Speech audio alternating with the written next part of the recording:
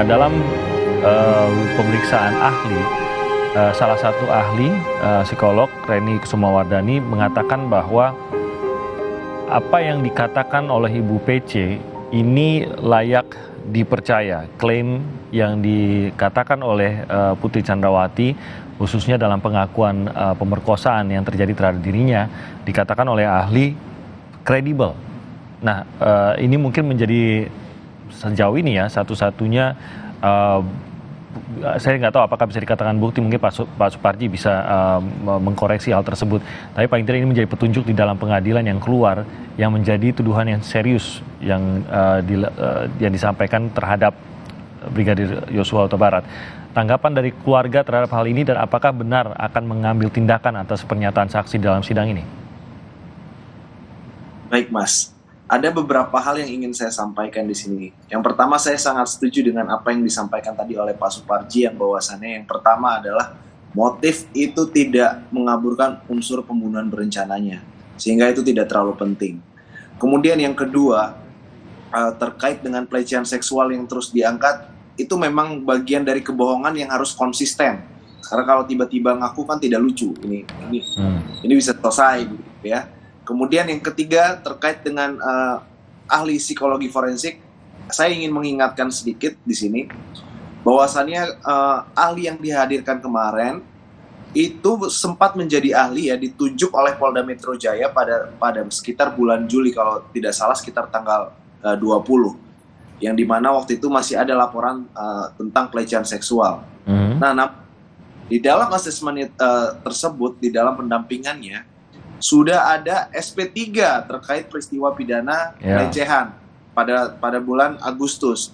Nah, ini pertanyaannya, apakah masih bisa dibilang kredibel apa yang disampaikan oleh ahli psikologi forensik? Silakan masyarakat yang menilai. Tetapi ini akan saya kaitkan dengan keterangan-keterangan atau pendapat dari ahli-ahli yang lain, yakni dari ahli kriminologi yang menyatakan bahwa bukti pelecehan dan pemerkosaan itu tidak ada, itu harus ada visum. Nah, ini juga sudah dibantah oleh ahli yang lain. Ditambah lagi dengan ahli poligraf yang mengatakan bahwasannya kesaksian dari PC itu terindikasi bohong, dan kalau kita lihat minusnya minus 25.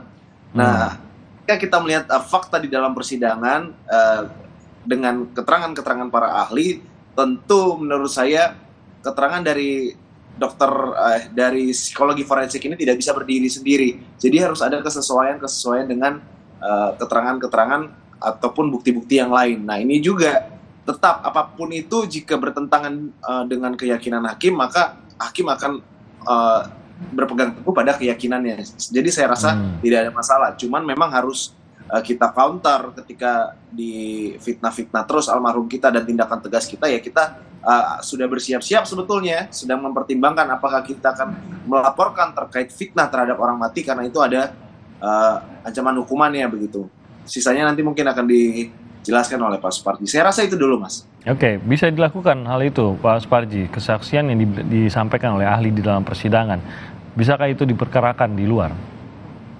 Ya, pada dasarnya tidak bisa ya. Karena apa? Karena itu dia diundang dan kemudian dijamin dalam konteks keterangannya berdasarkan peraturan perundang-undangan yang berlaku ya, karena dalam rangka membantu. Namun demikian, ini kadangkala terjadi seorang ahli atas keterangannya berakibat digugat secara perdata gitu ya, karena melakukan perbuatan melawan hukum. Ada beberapa perkara seperti itu, meskipun kemudian itu adalah tidak proporsional. Disitulah yang kemudian hati-hati seorang ahli dalam memberikan keterangan, supaya tidak menyimpulkan, supaya tidak mengarahkan, tapi semata-mata adalah menerangkan dalam konteks membantu majelis hakim untuk melihat perkara ini adalah menjadi terang benderang.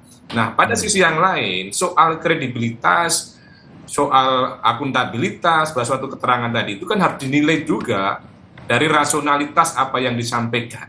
Apakah ini berdasarkan sebuah objektifikasi tentang penilaian-penilaian tersebut atau semata-mata subjektif.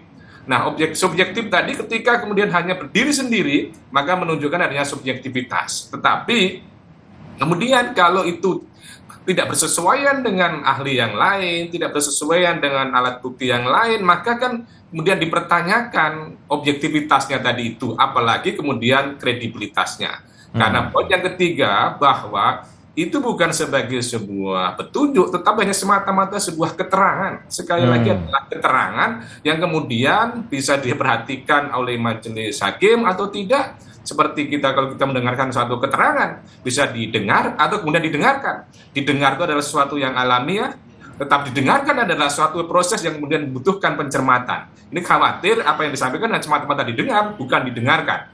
Dengan demikian, ini akan masih dikaitkan dengan alat bukti yang lain. Artinya apa? Bahwa adanya keterangan seorang ahli tidak serta-merta kemudian menjustifikasi narasi yang telah dikembangkan selama ini, atau kemudian sebaliknya menyudutkan atas kebenaran yang berkembang selama ini, gitu Mas. Oke. Kalau keterangan ahli itu bisa ya menjadi alat bukti ya, Pak Suparji ya?